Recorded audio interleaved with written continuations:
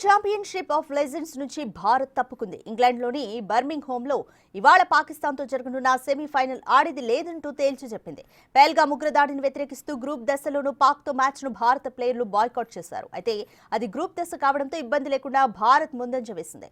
రాజకీయ ఉద్రిక్తతల కారణంగా ఈ టోర్నీ నుంచి భారత జట్టు వైదొలిగింది. కానీ ఇప్పుడు జరిగేది నాకౌట్ పోరు కావడంతో భారత్ తప్పుకున్న నేపథ్యంలో పాకిస్తాన్ మ్యాచ్ ఆడకుండానే నేరుగా ఫైనల్కు చేరింది.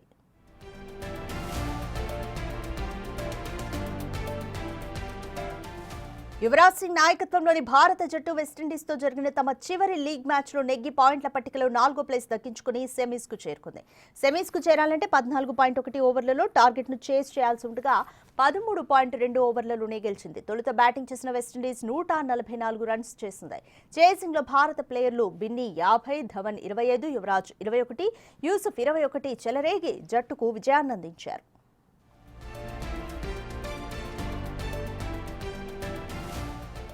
ఇక సౌత్ ఆఫ్రికా ఆస్ట్రేలియా మధ్య మరో సెమీఫైనల్ జరగనుంది.